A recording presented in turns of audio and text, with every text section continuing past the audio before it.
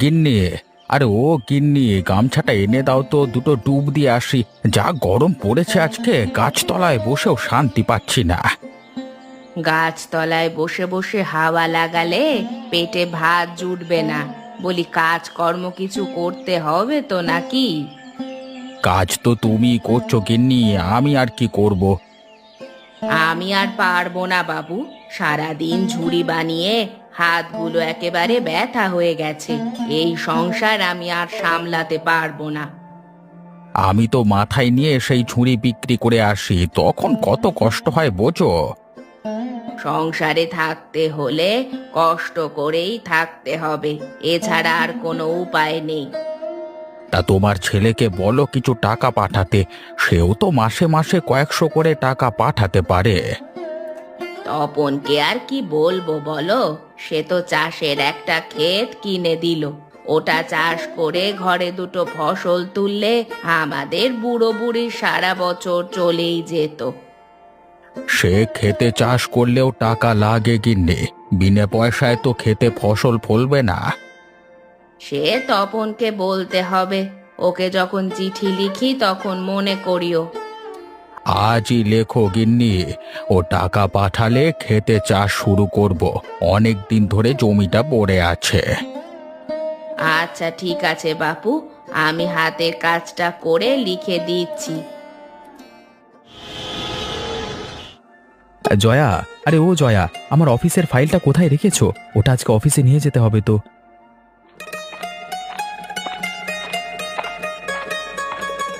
এই নাও ফাইল।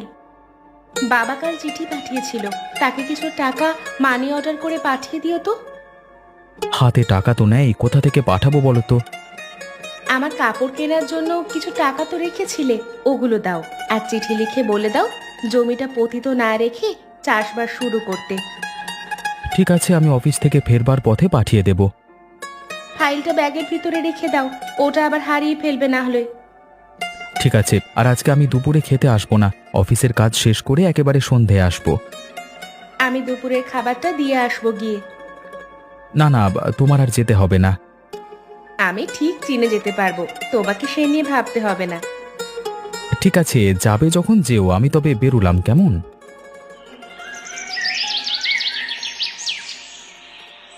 হ্যাঁ গো, তপনকে যে চিঠি লিখেছিলে ওটার জবাব দিয়েছে? না তো গিন্নি, ওর চিঠি তো পাইনি। এতদিন হয়ে গেল, ছেলেটা এখনো কোনো চিঠি দিল না কেন? ও কি তবে আমাদের চিঠিটা পায়নি? নাও পেতে পারে, আবার ওর হাতে টাকা না থাকলে পাঠাতে দেরি করতে পারে। পরের চাকরি তো, মাসের শেষে টাকা পেলে তবেই পাঠাবে। তাও ঠিক গিন্নি, এখন মাসের মাঝামাঝি, তাই হয়তো টাকা পাঠায়নি।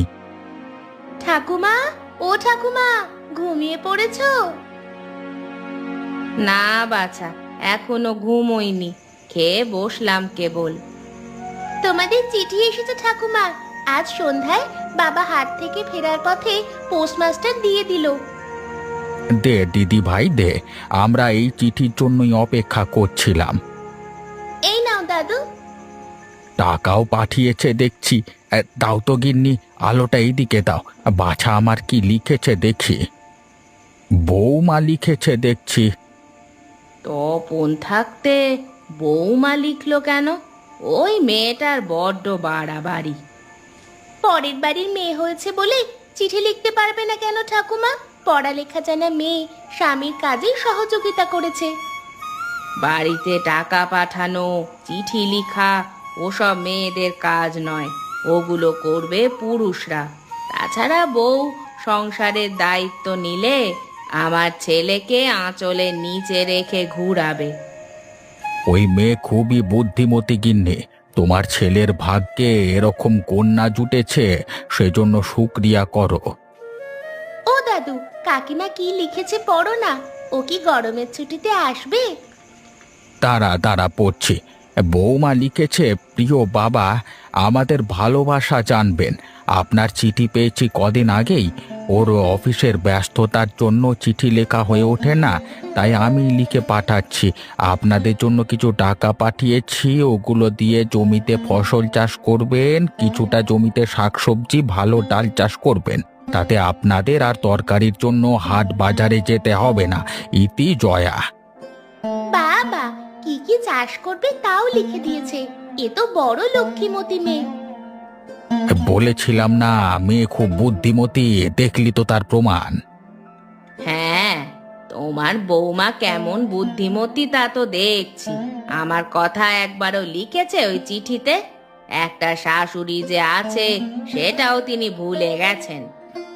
কাগজ বাঁচিয়েছে গিন্নি, কাগজ বাঁচিয়েছে।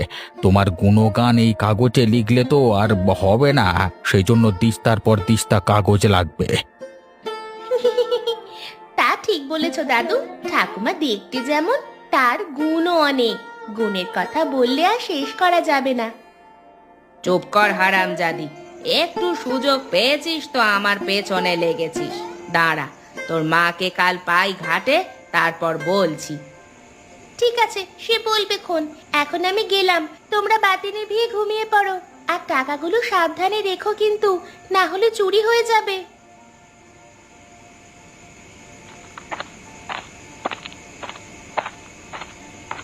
শুনলে মেয়ের কথা? শুনলে? দাদার বয়সী মানুষের সঙ্গে মশকরা করে। দাদা ঠাকুমা থাকলে নাতনিরা মশকরাই করে গিন্নি, তুমি সেসব বুঝবে না। বুঝি বুঝি, সব ওর মায়ের ওই শিক্ষা। যেমন মা তার তেমনি মেয়ে। ও তো ছাড়ি নচ্ছার সব।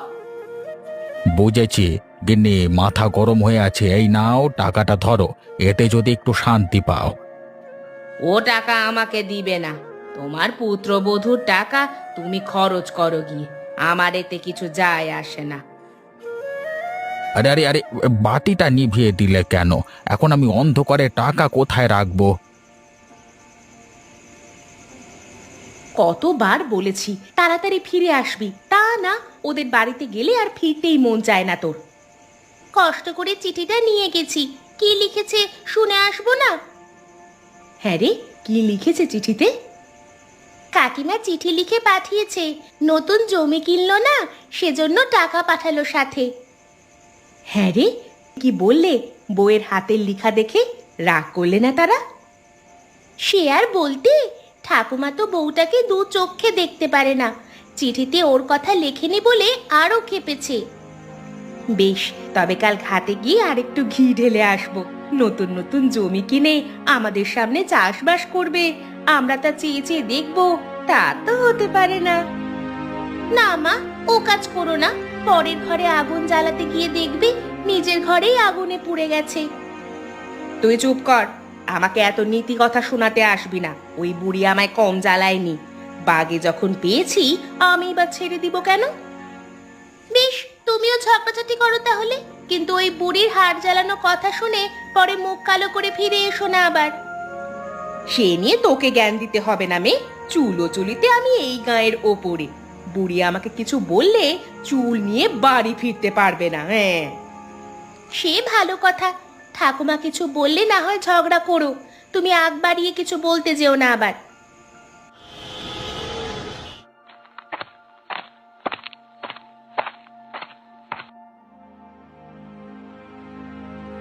হ্যাঁ, আমাকে এক গ্লাস জল দাও তো, খুব জল তেষ্টা পেয়েছে।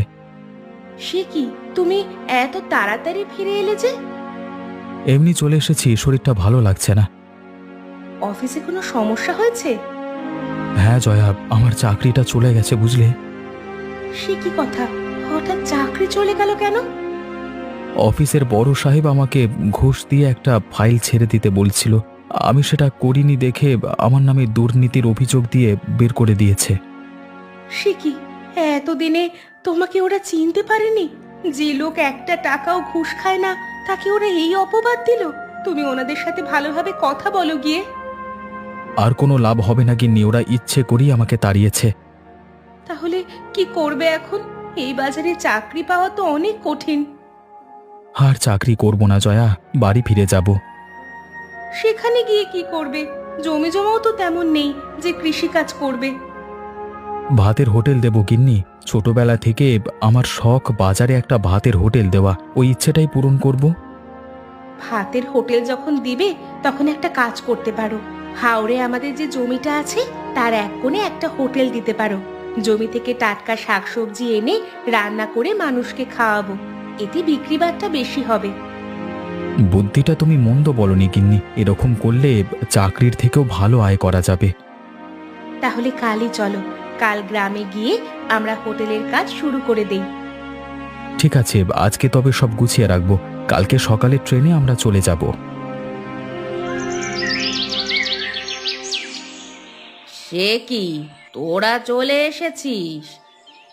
হ্যাঁ মা, আমরা এখন থেকে তোমাদের সাথে থাকবো। এ কি বলছিস তপন? চাকরি বাকরি রেখে তুই এখানে থাকবি কেন? ওর চাকরি চলে গেছে বাবা, সেজন্য আমরা গাঁয়ে চলে এসেছি। চাকরি চলে গেছে? তা খাবি কি?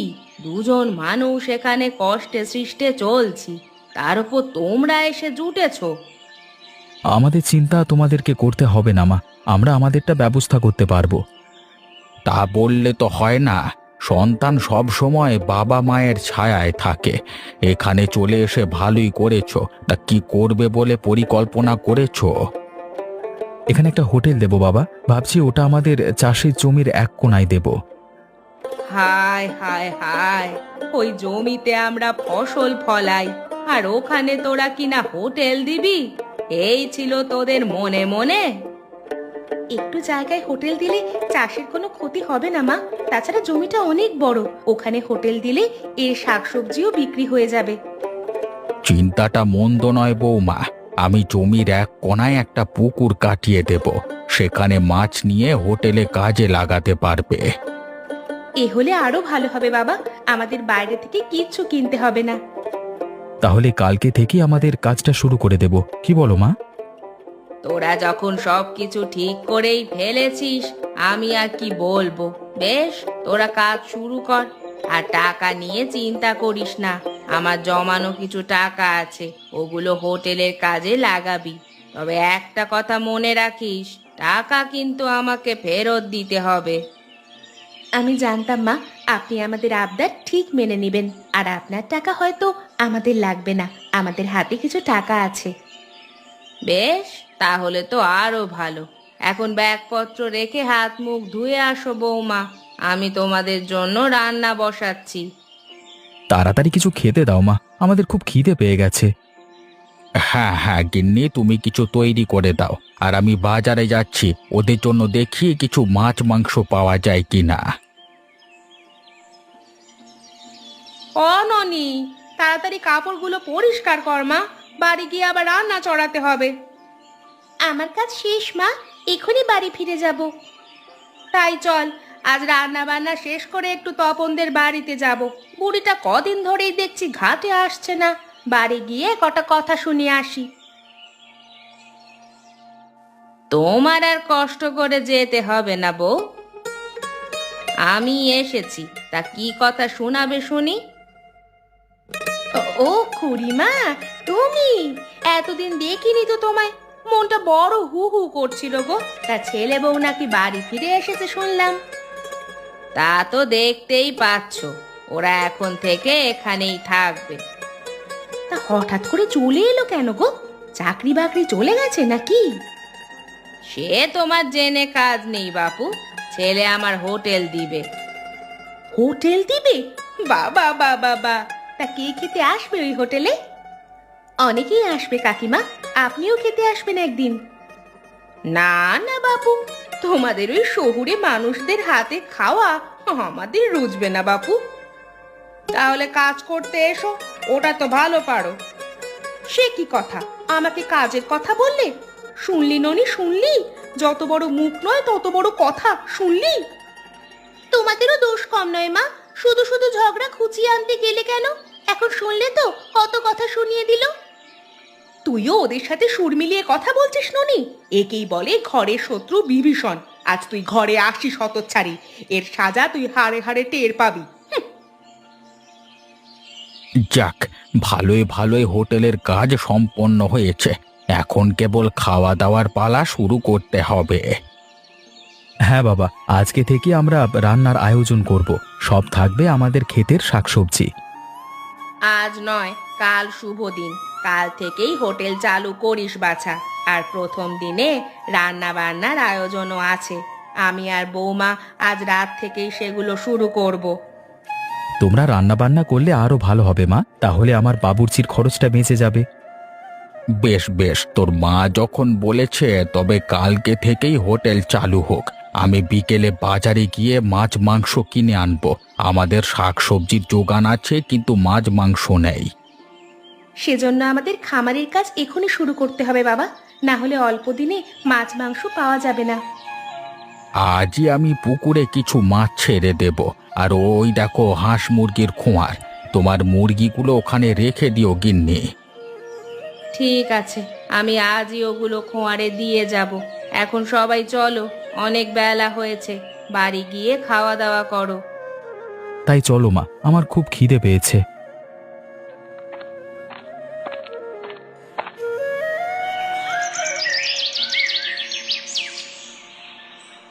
ওয়ে তপন, আমাকে আর একটু ভাত দিয়ে যাও তো। দিচ্ছি মানিকদা, তুমি একটু বসো। আমি বসতে পারবো না ভাই, তুমি তাড়াতাড়ি খাবার নিয়ে এসো। ওর খাবারটা আগে দে তপন, খদ্দের বসিয়ে রাখতে নেই, লক্ষ্মী চলে যাবে রে। এই নাও তোমার ভাত। আর কিছু লাগবে? এটা বড় দেখে মাছ ভাজা দাও না, আর সাথে একটু ডাল দিও। হ্যাঁ, বসো, আমি নিয়ে আসছি।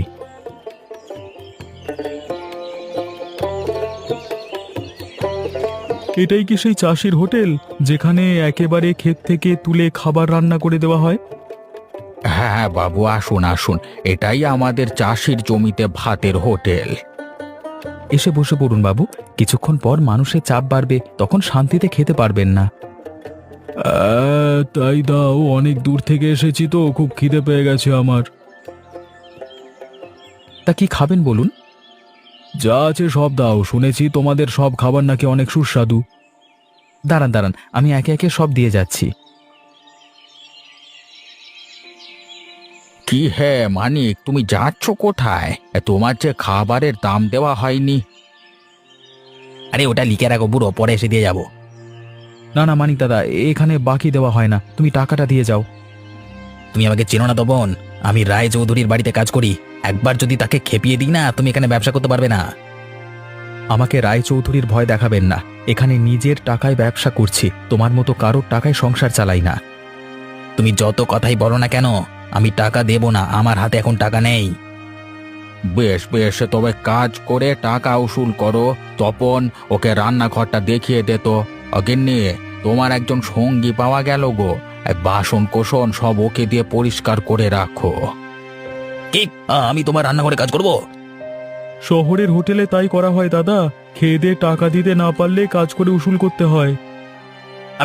আপনি কি এসব নাক গলাচ্ছেন কেন? আপনি আপনি আপনি হিম্মত কি করে হয় তোমরা ইয়ে করছে? আমি এই জেলার পুলিশ অফিসার, আপনাদের গায়ে একটি তদন্ত করতে এসেছি। আরো কিছু পরিচয় দিতে হবে কি? না না, আমি আমি দেখি বুঝতে পেরেছিলাম, আর পরিচয় দিতে হবে না স্যার। আমি কাজটা করে টাকা উসুল করে দিচ্ছি। হ্যাঁ, আপনি রাগ করে নাই, আর কি বললাম আমি। যা তপন, ওকে রান্নাঘরে নিয়ে যা। এসো আমার সাথে।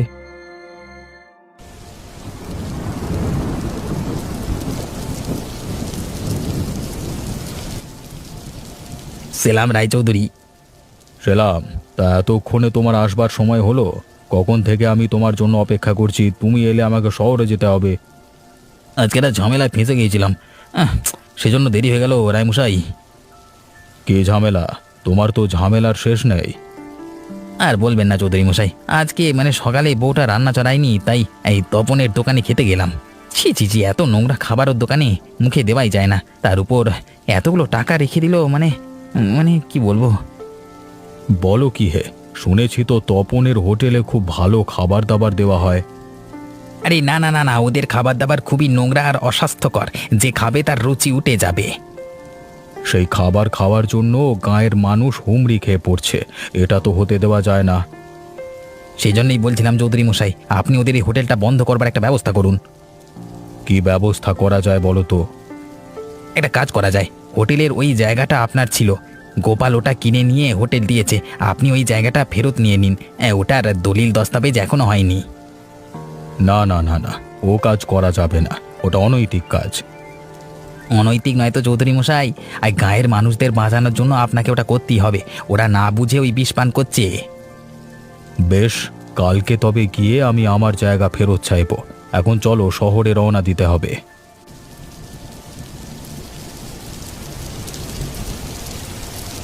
8, 9, 10, হ্যাঁ, আজকে পুরো 1050 টাকা বিক্রি হয়েছে মা। সব দিনের থেকে আজকের লাভ অনেক বেশি। দিনে দিনে উন্নতি হচ্ছে ব্যবসার।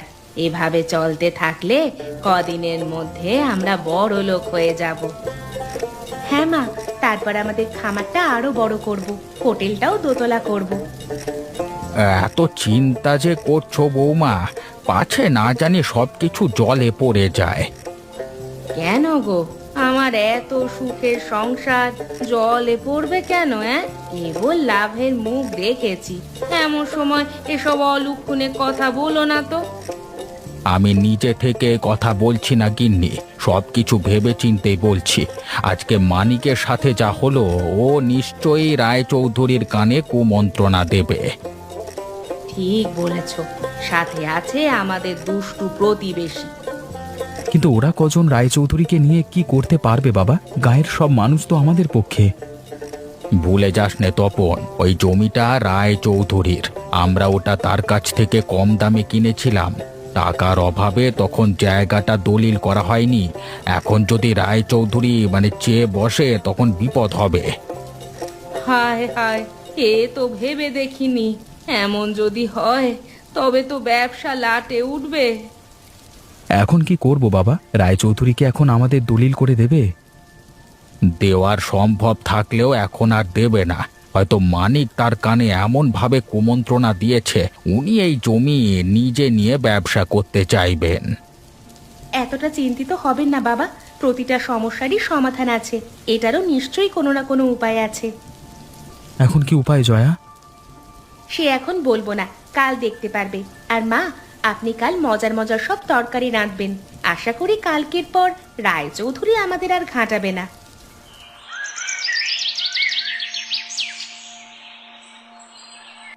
দোকানে কেউ কি আছে হে? আসুন আসুন চৌধুরী মশাই, আসুন। কি সৌভাগ্য আমার, আপনার মতো মানুষ আমার দোকানে পা দিয়েছে। সৌভাগ্যের কিছু নেই, বরং তোমাদের দুর্ভাগ্য নিয়ে এসেছি। বলেছিলাম না আমি আসবো, দেখলে তো কিভাবে এলাম। এসে ভালোই করেছো মানিক দাদা। আর তোমার কথা মতো রায়চৌধুরী এসেছে, সেটাও খুব ভালো হয়েছে। এখন আসুন, চটপট বসে পড়ুন। খাওয়া দাওয়ার শেষে সব আলাপ করব। না না, আমি কিছুই খাবো না। তোমাদের সাথে একটু গুরুত্বপূর্ণ কথা আছে, সেটি বলেই চলে যাব। আপনি প্রথম আমাদের হোটেলে এসেছেন, না খেয়ে তো যেতে পারবেন না। জয়া, ওনাদের জন্য খাবারের আয়োজন করো। বেশ, তোমরা যখন জোরাজুরি করছো, কটা না হয় খেয়েই নিলাম।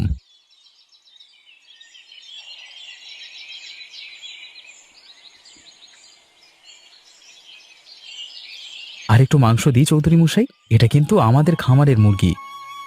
না না বাছা, আর দিও না। এই মাংসটা এত সুস্বাদু হয়েছে যে দ্বিগুণ ভাত খেয়ে ফেলেছি। খাওয়া শেষে ঘরে পাতা দই আছে, ওটা কিন্তু খেতেই হবে। আহা, কি অতিথি আপ্যায়ন! দেখে মনে হচ্ছে আত্মীয়র বাড়িতে খেতে এসেছি। সেই জন্য সবাই আমাদের হোটেলে খেতে আসে, বুঝলেন রায়মশাই? না হে গোপাল, হোটেল বানিয়েছ একখানা, এখানে খেলে খুব তৃপ্তি আসে। হায় হায়, কি হচ্ছে? রায়চৌধুরী দেখছি বেঁকে বসেছে। সব ওই রান্নার গুণ গোপাল, বুঝলে? রান্না খেয়ে আমি মুগ্ধ হয়ে গেছি। তা কত টাকা হয়েছে তোমাদের? মাত্র 30 টাকা। 30 টাকা? এত কম? আমাদের খাবার খুব সস্তা চৌধুরী মশাই, সব তো নিজেদের, তাই বেশি দাম পড়ে না।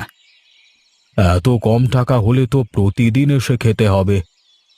এই টাকাই অনেকে দিতে চায় না চৌধুরী মশাই। বিনিময়ে আমাদের রান্নাঘরে কাজ করিয়েছে অনেককে, তাই না মানিক দাদা?